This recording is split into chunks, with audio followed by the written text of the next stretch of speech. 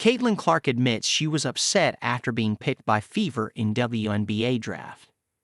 Indiana Fever star Caitlin Clark opened up about her 2024 WNBA Draft experience, where she was taken No. 1 overall, and admitted that it was not the best time for her. The WNBA Draft is usually a moment of celebration for those picked by the league's teams. However, Caitlin Clark shared that her draft experience was far from joyous. Selected No.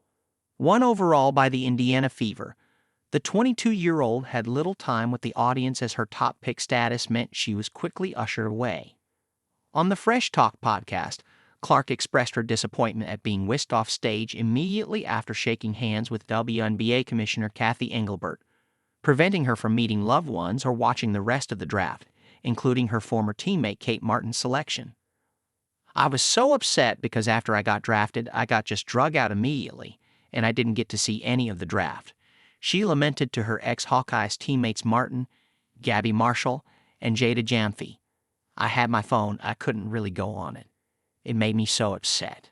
And then I didn't even get to see Kate get drafted. It made me really upset."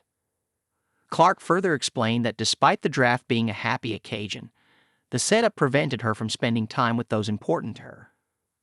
"I didn't even take pictures with you guys, my family, like Connor McCaffrey. Like no one," she said, reports the Mirror US. Though disappointed she couldn't spend time with her family after being drafted, Clark kept her focus during her rookie season.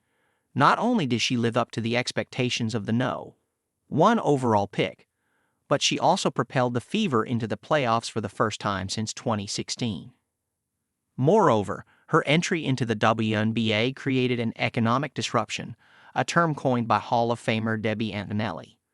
On the C.L. Brown Show, the 60-year-old delved into what she meant, saying, "No one's disrupted the economic marketplace and the ecosystem like she has, leaving everyone to take notice."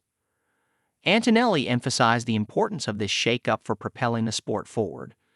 She went on to describe the influence Clark had on the league's fan base through her first-hand observations and pointed out the diverse range of fans expressing their support for the Fever's standout player as she made her mark in the WNBA.